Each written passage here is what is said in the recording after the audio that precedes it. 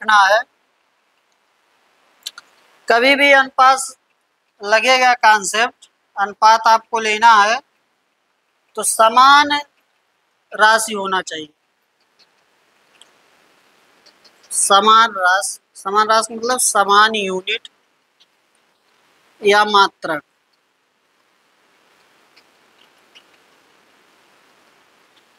ठीक ना, ऐसा नहीं कि एक जगह किलोग्राम हो एक जगह ग्राम हो। ठीक ना, अनुपात जब लिया जाएगा तो समान लिया जाएगा, जैसे एक जगह मीटर हो दूसरी जगह भी मीटर में ही होना चाहिए।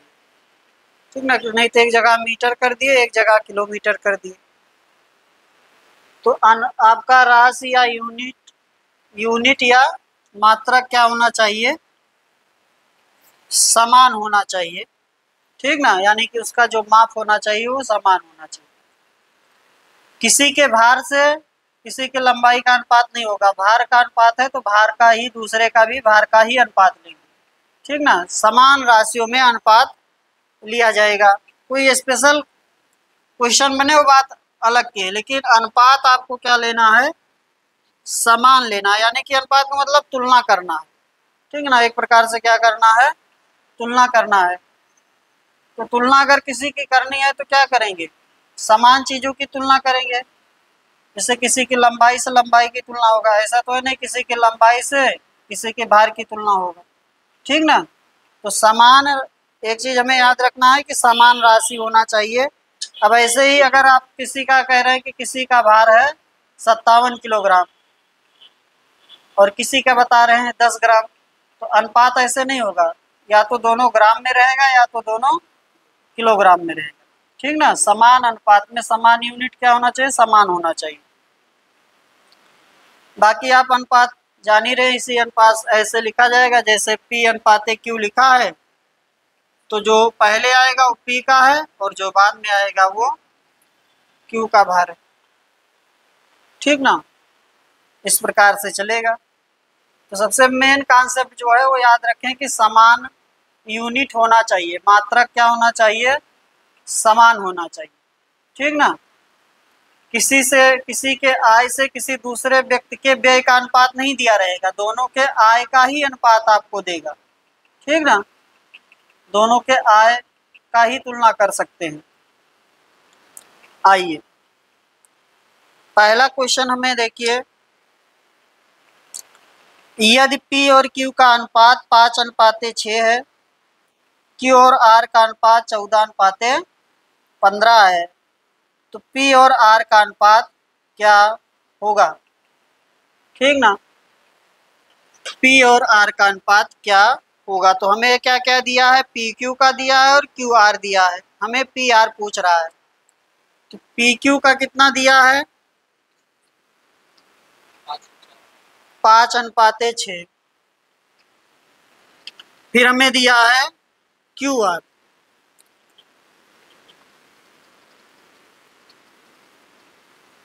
फिर हमें दिया है QR कितना, 14:15। तो Q के नीचे लिख रहे हैं 14:15, Q वाला Q के नीचे लिख दिए हैं। ठीक ना, अब इसका अनुपात निकालेंगे, तीनों का एक साथ निकाल लेते हैं, P अनुपात Q अनुपात R। ठीक ना, तो 5:6 है और यहाँ 14:15 है, हमने Q के नीचे Q लिख दिया है, तो इधर खाली है तो ये वाला इधर बढ़ा देंगे 14, इसके पीछे खाली है तो ये वाला इधर बढ़ा देंगे 6 और आपस में गुणा कर देंगे। ठीक ना, तो 14×5 70 और 14×6 84 और 15×6 90। ये भी कुछ कट रहा होगा 2 से। हाँ हाँ, चाहे काट लीजिए और चाहे हमें PR चाहिए, हमें क्या चाहिए PR, तो 70:90 कर लीजिए। ठीक है ना, तो आपका हो जाएगा 7:9। ठीक है, और चाहे इसको और थोड़ा कैंसिल करके फिर करिए, एक ही बात है। हो जाएगा। चलो हाँ बराबर रहता है।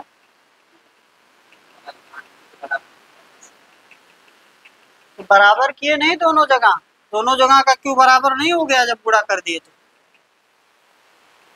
नहीं समझ पाए? देखिए और क्लियर करते देखिए। पी बटे क्यू जो दिया है वह दिया है 5/6। फिर क्यू बटे आर जो दिया है वो दिया है 14/15। तो हमें दोनों जगह का क्यू बराबर करना है, ये कह रहे हैं ना। दोनों जगह का क्यू क्या करेंगे, बराबर करेंगे। तो 14 और 6 है तो इसके एलसीएम पे बराबर होगा, ठीक ना। तो 42 पर होगा। तो इसको कर दीजिए 3 से और इसको कर दीजिए 7 से। तो इसमें भी 7 से गुणा हो जाएगा, इसमें 3 से हो जाएगा। तो ये आपका हो जाएगा 35, ये हो जाएगा 42, ये हो जाएगा 42 और ये हो जाएगा 45। तो अब क्यों दोनों जगह बराबर हो गया तो हम पी अनुपाते आर लिख सकते हैं। वही वहां पर भी किया गया। यहाँ पर हमने क्या किया, इसका मतलब यह है जो क्यू का मान इसमें था उसके इसमें गुणा कर दिए हैं और जो इसमें था उसका इसमें कर दिए हैं। यही तो हुआ। कितना आ जाएगा ये, 35 और 45, तो 7 और 9। चाहे ऐसे बराबर करिए और चाहे आपका इस प्रकार से ऐसे चल रहा है तो नीचे लिख देंगे और नीचे लिखने के बाद इसको पीछे कर देंगे, इसको आगे कर देंगे और आपस में क्या कर देंगे, गुणा कर देंगे। तो हमें मिल जाएगा पी क्यू आर का अनुपात, ठीक है ना। पी क्यू आर का अनुपात। अभी भी कंफ्यूजन है? हाँ बराबर करना पड़ेगा क्यू को दोनों जगह, तो बराबर ही हो गया। इसमें भी क्यू का मान 84 हो गया, इसमें भी हो गया, ठीक है ना। बस यही है कि यहाँ 42 था तो उसका दुगना हो गया है, 84 हो गया। आगे चलो, आगे हमें दिया है ए अनुपाते बी प्लस सी, फिर सी अनुपाते ए प्लस बी। हमें चाहिए बी अनुपाते ए प्लस सी, ये हमें चाहिए।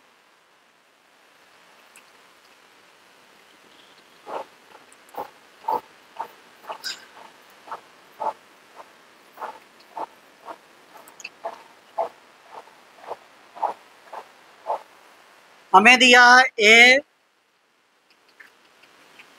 अनुपाते बी प्लस सी, ए अनुपाते बी प्लस सी। फिर हमें क्या दिया है, सी अनुपाते ए प्लस बी, सी अनुपाते ए प्लस बी। कितना कितना दे रखा है,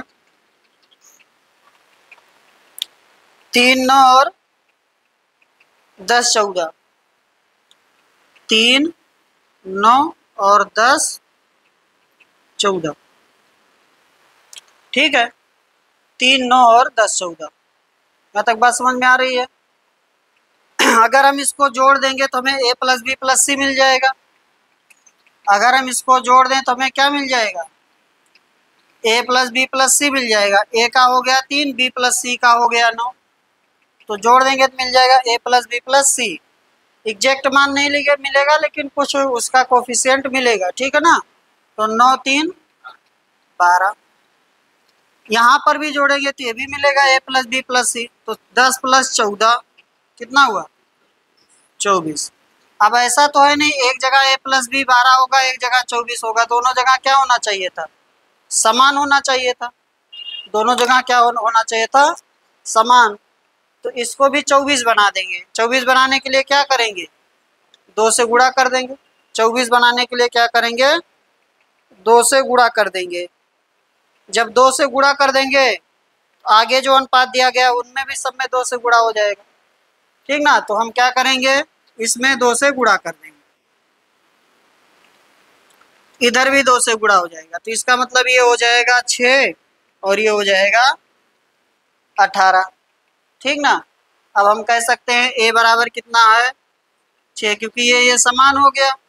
अब एग्जैक्ट मान देगा दोनों, ए बराबर हो गया 6 और सी बराबर क्या हो गया 10, इसलिए बी बराबर निकाल सकते हैं। दोनों का योग कितना है, तीनों का योग है 24 और हमें 16 मिल रहा है, तो इसलिए हमें क्या मिल जाएगा बी। तो 24 माइनस 16 कितना 8, तो बी आ जाएगा 8। अब जो भी अनुपात आपको चाहिए वो आप बता सकते हैं। क्या अनुपात हमें चाहिए, हमें चाहिए बी अनुपाते ए प्लस सी। तो बी कितना आ रहा है 8 और ए प्लस सी 16, आपका हो जाएगा 1:2, आपका हो जाएगा 1:2। फिर से बताएं,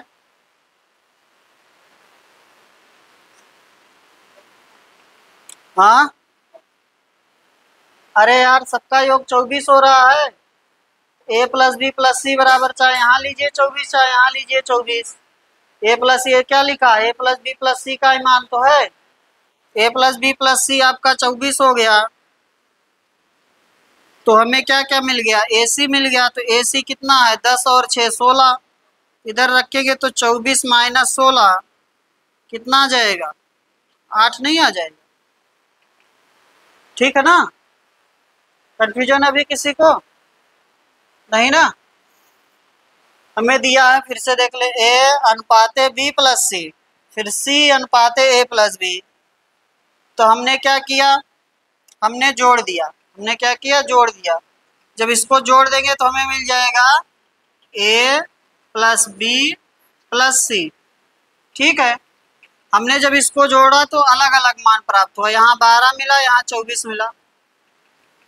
तो ऐसा तो हो नहीं सकता यहाँ ए प्लस बी 12 हो यहाँ 24 हो, तो दोनों जगह का मान समान होगा। तो चाहे यहाँ बटे 2 कर दीजिए और चाहे यहाँ गुणे 2 कर दीजिए, गुणा करना ज़्यादा आसान है। हमने क्या कर दिया 2 से गुणा कर दिया। तो यहाँ 2 से गुणा क्या करने के लिए, ए प्लस बी प्लस सी का मान बराबर करने के लिए दोनों जगह का, क्योंकि जो ए बी सी यहाँ है वही ए बी सी यहाँ है, तो यहाँ जो योग आएगा वही योग यहाँ भी आएगा।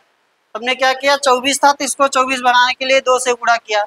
तो अगर यहाँ 2 से गुणा किया तो यहाँ अनुपात में, क्योंकि यही इसी का योग तो यहाँ लिखे हैं, तो यहाँ पर भी होगा, यहाँ होगा तो कितना हो जाएगा 6 18 हो जाएगा, 6 18 हो जाएगा।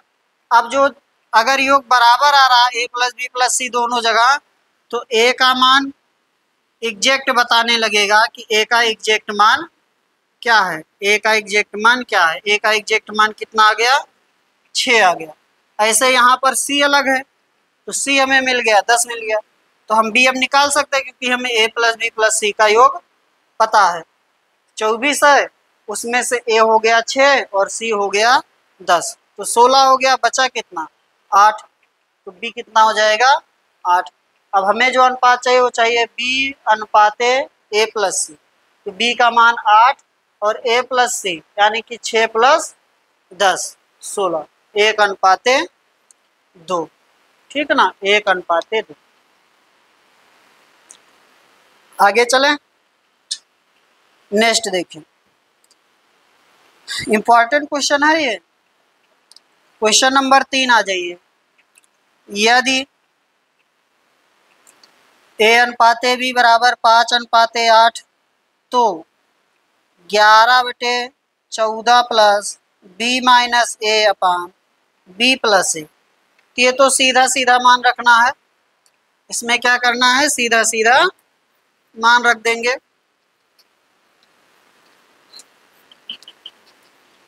हमें दे रखा है ए अनुपाते बी या ए बटे बी दिया है, ए बटे बी या ए अनुपाते बी बोलिए 5/8। आगे हमें दे रखा है जो मान चाहिए वो चाहिए 11/14 प्लस बी माइनस ए अपान बी प्लस ए, बी माइनस ए अपान बी प्लस ए। ठीक ना, तो हो गया 11/14, बी का मान है 8 और ए का मान है 5। अनुपातिक रूप से ये है, एग्जैक्ट मान नहीं है, लेकिन ऐसा हो सकता है कि अगर ए 5 है तो बी 8 है, या ए 10 है तो बी 16 है, या ए आपका 15 है तो बी 24 है। ठीक है ना, तो यहाँ पर हम मान रख देंगे b बराबर 8 और a बराबर 5। तो 8 में से 5, 8 माइनस 5 बटे 8 प्लस 5, तो आपका हो गया 11 बटे 14 प्लस 3 बटे 13। सॉल्व कर लीजिए, ये हो जाएगा आपका 13 गुणे 11 तो 143 प्लस 14 तियाँ 42 बटे में 14 गुणे 13 169 प्लस कितना होगा 182 182। हाँ 169 में जोड़ देंगे 13 और, तो आपका हो जाएगा 182। ठीक ना, कर लीजिए इसको, कितना आ जाएगा 5 8 1 185 बटे 182। कट रहा है कुछ? ठीक।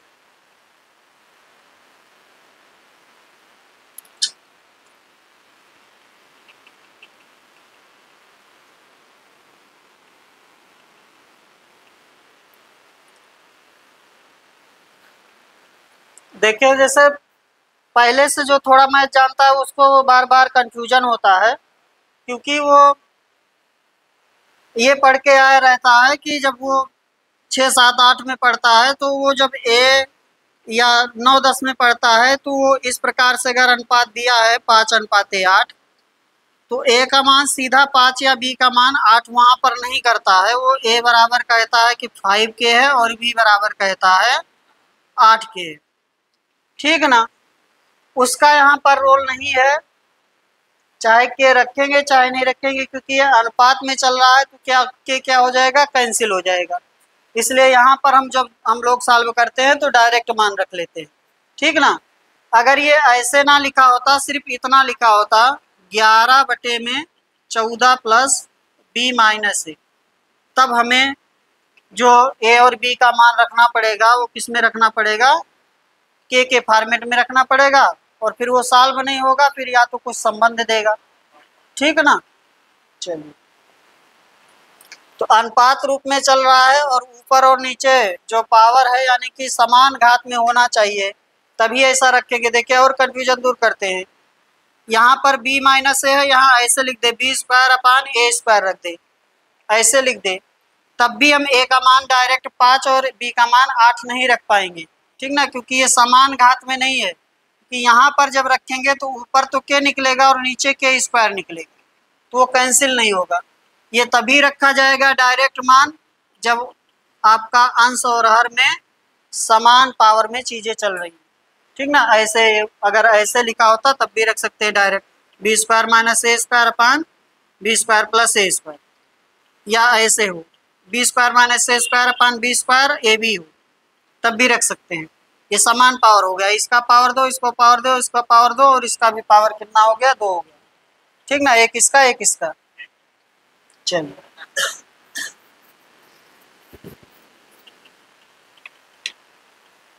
आगे चलें, तो कंफ्यूज नहीं होना है। अगर कुछ अलग दिया रहेगा तो कुछ और चीज़ें उसमें जोड़ा रहेगा, फिर नहीं तो हम डायरेक्ट मान रख लेंगे। हमें ये नहीं सोचना है कि के रख कर लगाएं।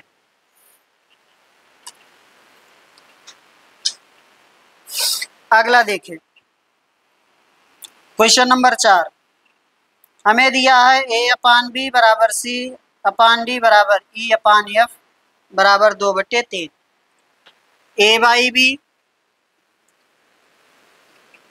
सी बाई डी और ई बाई एफ। ठीक ना, बराबर दिया है 2/3। हमें जो वैल्यू निकालना है वो निकालना है 2a square minus 3c square plus 4e square बटे में 2b square minus 3d square 4f square. ये मान हमें चाहिए, तो हम डायरेक्ट रखेंगे सीधा a का मान 2, c का मान 2 और e का मान 2, क्योंकि पावर क्या चल रहा है, सेम चल रहा है, 2 पावर सब में सभी टर्म में आ रहा है। ऐसे इसका मान 3, डी का मान 3, एफ का मान 3 रख लीजिए। तो 2 गुणे या ध्यान दें ए सी ई बराबर है, ए सी ई क्या है, बराबर मान है। तो ए सी ई तीनों एक ही टर्म है, तो हम ऐसे लिख दें 2a² minus 3a² plus 4a²। Same लिख सकते हैं क्योंकि ये अनुपातिक रूप से बराबर है, तो यहाँ मान रखना है तो डायरेक्ट लिख देंगे। ये हो जाएगा 2b² minus 3b² plus 4b²। हमने क्या कर दिया, ए सी ई बराबर कर दिया और बी डी एफ बराबर कर दिया, और सबको ऊपर वाले को ए के टर्म में, नीचे वाले को बी के टर्म में लिख दिया। तो 4 2 6 हो गया और 6 माइनस 3 यानी कि 3a² हो गया। ऐसे इसको देखेंगे तो ये भी आएगा 3a², सॉरी 3b²। तो 3 से 3 कैंसिल यानी कि a/b का होल स्क्वायर आपका बन जाएगा 2/3 का स्क्वायर यानी कि 4/9।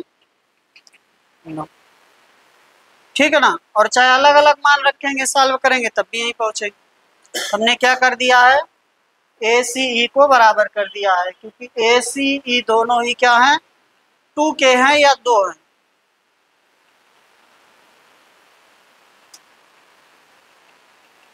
ठीक है ना, कंफ्यूजन नहीं किसी को, आगे बढ़ जाए।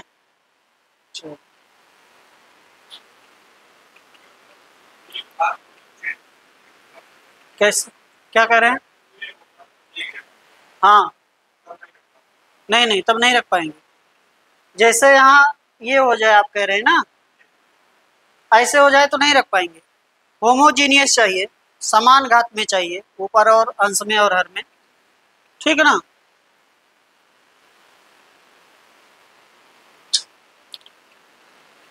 हाँ क्या नहीं रख पाएंगे? अभी तक तो यार यही रामायण बता रहे थे, कहाँ थे आप, देखे। चलिए भाई, आपका भी कंफ्यूजन दूर करें। ये कह रहे हैं कि अगर ये समीकरण ऐसे लिख दें 2a minus 3c² plus 4e², यही ना, और 2b² minus 3d² plus 4f²। ठीक है, यहाँ अब a बराबर 2 नहीं रख पाएंगे।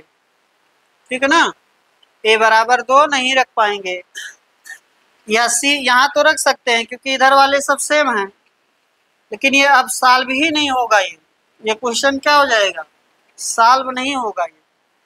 ठीक है ना, इसमें आपका आएगा डाटा अपर्याप्त है, समझे बात। इसमें आएगा डाटा अपर्याप्त है, क्योंकि यहाँ पर अब ये रखने का मतलब है कि a बराबर 2 के रखा जाएगा और b बराबर 3 के रखा जाएगा, यानी कि इन सब का मान k में रखा जाएगा। तो यहाँ से तो एक ही के बाहर आएगा और इस सब में क्या आएगा, k² आएगा, तो कैंसिल नहीं होगा। जब तक कैंसिल नहीं होगा तब तक सॉल्व नहीं होगा। ठीक ना, इसलिए जब भी आपको मिलेगा समान घात में ही मिलेगा, समान घात में मिलेगा। हाँ, अगर ये ऐसे ना लिख के ऐसे लिखा हो, a बराबर 2 और b बराबर 3, ठीक ना, बराबर c बराबर e बराबर d बराबर f, ऐसे लिख दे, अनुपात में ना लिखा हो तब रख सकते हैं।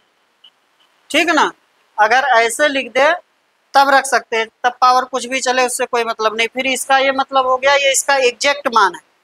ठीक ना, ये इसका क्या है, एग्जैक्ट वैल्यू है, और ये जो है ये अनुपातिक मान है। ये 4 हो सकता है, ये 6 हो जाएगा। ठीक ना, ये 6 हो जाएगा तो ये 9 हो जाएगा, बदल जाएगा मान। समझे बात।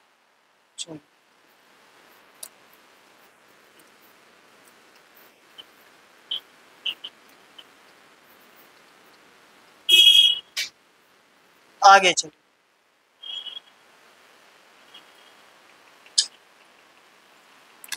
अगले देखिए क्वेश्चन नंबर 5। यदि y/z बराबर 1/3 तो y³ प्लस z³ बराबर y³ माइनस z³ का मान ज्ञात करें।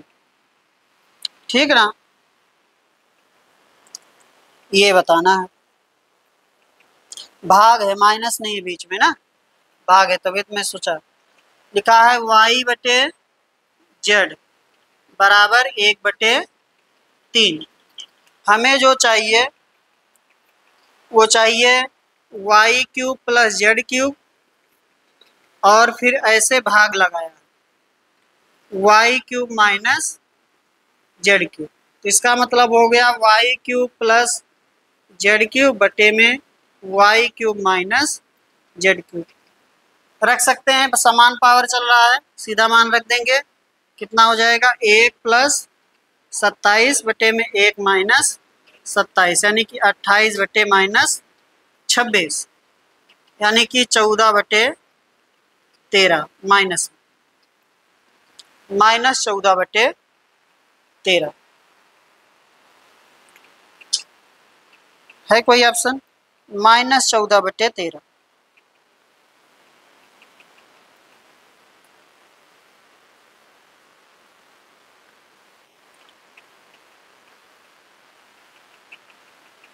कंफ्यूजन नहीं ना किसी को? आगे चलो, क्वेश्चन नंबर आ जाइए 6। यदि p/q बराबर 1/3, p/q बराबर 1/3, q/r बराबर 2, r/s बराबर 1/2, s/t बराबर 3 और t/u बराबर 1/4। तो हमें चाहिए p/q/r बटे में s/t/r का होल क्यूब। क्या मान बताना, ठीक ना?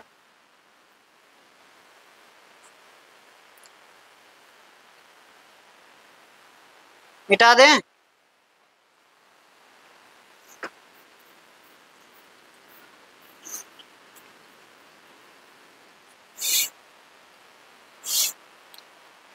हमें दिया, हम ऐसे लिख रहे हैं p/q 1/3।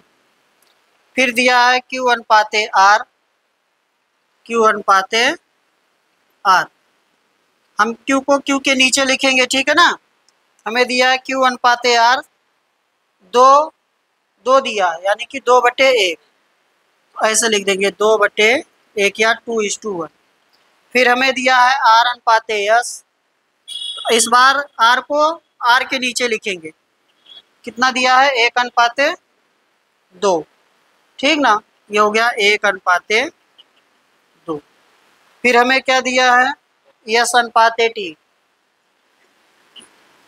कितना 3 दिया है, 3 1 हो जाएगा। यहाँ रखेंगे 3 1, यस के नीचे लिख रहे हैं। फिर हमें दिया है t/u, कितना दिया है 1 4, तो 1 4 दिया है, तो 1 4। हमें सबका अनुपात बताना है, ठीक है ना? एक यहाँ लिख दे रहे हैं, पीछे करते जाएंगे 3 3, फिर 3 कितना हो गया, एक और ना, 1 3, ऐसे इसको 1 1 1, इसको करेंगे 2 2, इसको करेंगे 1, आगे भी बढ़ाते जाएंगे, ये 2 हो जाएगा, ये बढ़ेगा 1 एक बार, ये 3 बढ़ेगा 2 बार ना, फिर ये 1 बढ़ेगा 1 1, कौन सा, ये वाला ना, एक मैं शायद छोड़ दिया हूँ ना। हाँ, अब सही है ना? ठीक, अब ये बढ़ेगा 1 1 और 1, सही है। ऐसे गुणा कर लेंगे, इसका इसमें, इसका इसमें, प्रॉपर रेशियो मिल जाएगा PQRS TU का, PQRS TU का। तो आपका हो जाएगा 6, इसका गुणा करेंगे 9 दूनी 18, इसका गुणा करेंगे हो जाएगा 9, इसका गुणा करेंगे ये भी होगा 18, इसका गुणा करेंगे हो जाएगा 6 और इसका गुणा करेंगे तो 24 ना, ठीक है। अब हमें क्या चाहिए,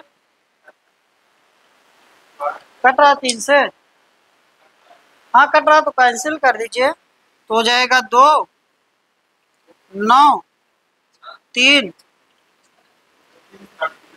3 से काट रहे हैं ना, 2 6 3 6 2 और 8 ना, ठीक है, वो भी रख देंगे तब भी आ जाएगा, कोई दिक्कत नहीं, थोड़ा यहाँ आसान हो जाएगा, बस यही है। हमें क्या चाहिए, हमें चाहिए, ध्यान दे यहाँ लिख दे रहे हैं पी क्यू आर बट्टे में एस टी यू,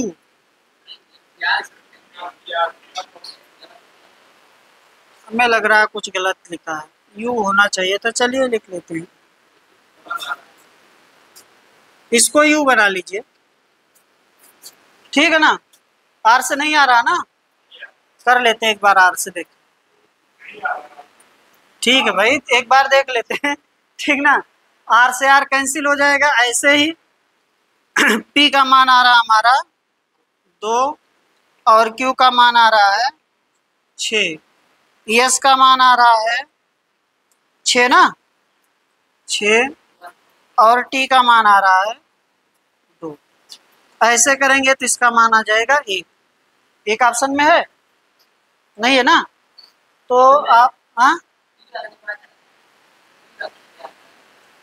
यू रख देना, वही तो कह रहे हैं, ये कुछ गलती है इसमें, थोड़ा सुधार कर लीजिए, आर के स्थान पर यहाँ हर में यू होना चाहिए, अब रख लेंगे तो ये कैंसिल नहीं होगा, तो पी क्यू आर यानी कि 2 6 3 2 6 3 बटे में आपका एस टी यू 6 2 8 6 2 8 का होल क्यूब, 6 से 6 कैंसिल, 2 से 2 कैंसिल, ये हो जाएगा 27 बटे 500, ये होगा ऑप्शन में, ये भी नहीं है, आपका हो जाएगा 27 बटे 512। हमें प्रॉपर रेशियो में चेंज करना है, चाहे आप ऐसे करें, चाहे सबका, जैसे क्यू का यहाँ 3 आ रहा था, अगले का बदलिए, फिर अगले का बदलिए, फिर अगले का बदलिए, इससे अच्छा ऐसे लिख लीजिए और गुणा कर लीजिए, ठीक है ना। जैसे एक तरीका ये, जैसे हमें पी क्यू का मिल गया, कितना है 1 3, फिर हमने देखा क्यू आर जो है वो आपका आ रहा है 2 1 2 1 आ रहा है, तो पहले इसका बराबर करें, फिर अगले का बराबर करें, फिर अगले का करें, तो टाइम लगेगा ना, इससे अच्छा है डायरेक्ट ऐसे लिखते चले जाइए, जो जिसके नीचे आ रहा है उसके लिख दीजिए, उसके बाद आगे जितना खाली है पीछे वाली संख्या बढ़ाते चले जाइए, ठीक है ना। कहाँ पे, इसमें, यहाँ ये वाला ना, तो यहाँ पर क्यू के नीचे लिखे थे, ये वाला अनुपात दिया था हमें, तो यहाँ का 1 2 सिर्फ बढ़ेगा, यहाँ एक ही बार बढ़ेगा, इधर इधर 1 बढ़ेगा पीछे को, ठीक है ना, पीछे वाली संख्या पीछे बढ़ेगी, आगे वाली संख्या आगे को बढ़ेगी, यहाँ पर हमें आर पीछे जाएगा, आर का मान 1 है, यहाँ आएगा, यहाँ आएगा, यहाँ आएगा, ऐसे इसमें जब आए तो यहाँ तक हम पहुँच चुके थे, 1 और 2 में आ गए थे, तो 1 आगे के 2 संख्याओं को कवर करेगा, और जो ये 2 है यानी कि यस, ये पीछे की 2 संख्याओं को कवर करेगा।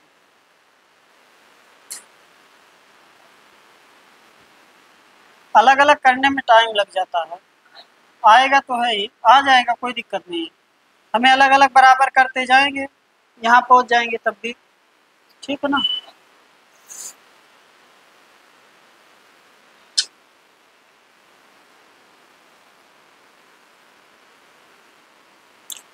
अरे इतना ही रहने दें, एक और करने, चलिए इस टाइप का एक और है वो कर लेते हैं, 7 नंबर, क्योंकि टाइम ज़्यादा हो रहा है। यह देखते हुए कि ए बी और सी गैर शून्य वास्तविक संख्याएं हैं, ए बटे 2 बी बटे 3 सी बटे 4 बराबर 2a minus 3b plus 5c, तब k का मान ज्ञात करें, तब k का मान ज्ञात करें। देखिए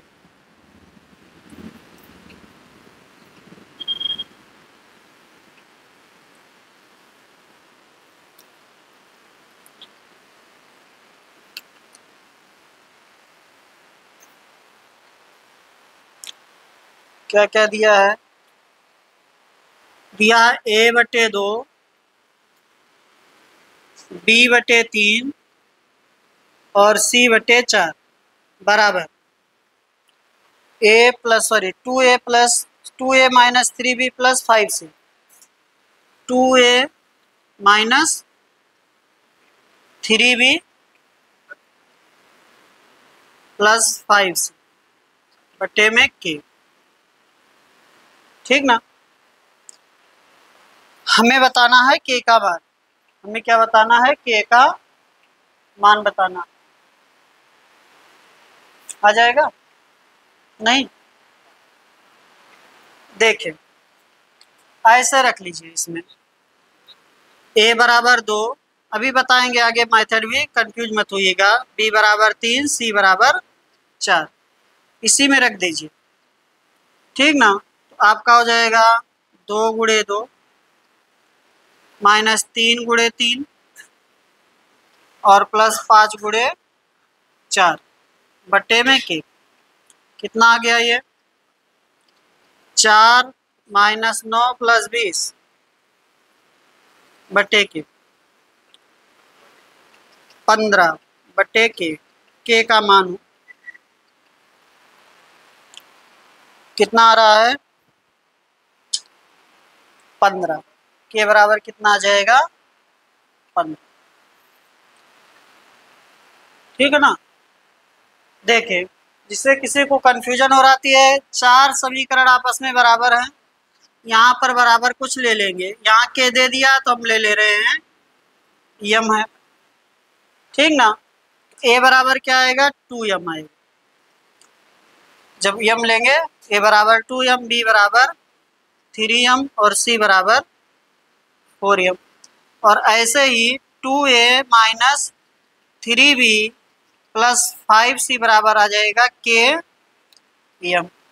अब ए बी सी का मान ये रख देंगे यहाँ पर, 2m 3m 4m, तो 2m यहाँ रखेंगे तो हो जाएगा 4m, 3b में 3 रखेंगे, 3m रखेंगे तो हो जाएगा 9m, और यहाँ 5c पर c का मान 4m रखेंगे तो हो जाएगा 20m बराबर km।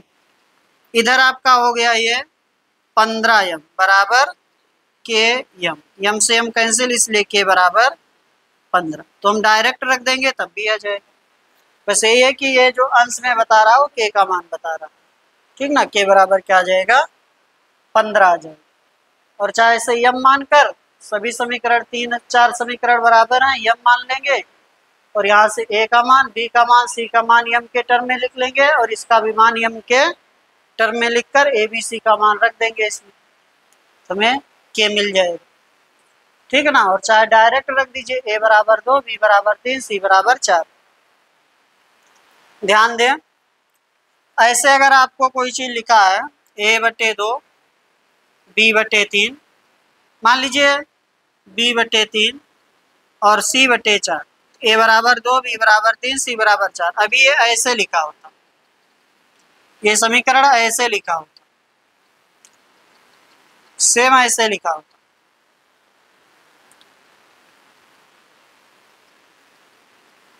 ऐसे, यहाँ 2, यहाँ 3, यहाँ 4। अब जब इस वाले समीकरण में a बराबर रखते तो लिखते 1/2, b बराबर 1/3 और c बराबर 1/4। इनटू में रहेगा तो 1/में लिखा जाएगा, और बटे में रहेगा तो डायरेक्ट मान लिखा जाएगा, क्योंकि जब यहाँ से अब कंपेरिजन करेंगे, ध्यान दें यम का, तो ये दिखाई पड़ेगा m/2, m/3, m/4 दिखाई पड़ेगा। अब इसके बराबर इसको लेंगे तो क्या दिखाई पड़ेगा, m/2, इसके बराबर इसको लेंगे तो क्या दिखाई पड़ेगा, m/3, इसके बराबर इसको लेंगे तो क्या दिखाई पड़ेगा, m/4। अब अगर ऐसे लिखा होता और इसमें रखना होता तो क्या रखते, 1/2, 1/3, 1/4। इनटू में है तो 1/, में लिखा जाएगा, और अगर बटे में है तो डायरेक्ट मान, जैसे यहाँ पर 2/2 था, 3/3 था, 4 था, तो बराबर ये इसका मान होगा, और इनटू में है तो 1/, में दिखाई पड़ेगा। ठीक है ना। डायरेक्ट जल्दी करने के लिए इसे हम लोग याद कर लेते हैं, 1/, में a/, में चल रहा है तो a का मान जो बटे में है वही है, क्योंकि उधर जाकर के मानेंगे, उसमें जाके गुणा होगा तो उसे फॉर्मेट में आएगा। एग्जैक्ट मान नहीं होता, वो अनुपातिक मान होता है। ठीक है ना। चलिए आज इतना ही, आगे करेंगे कल।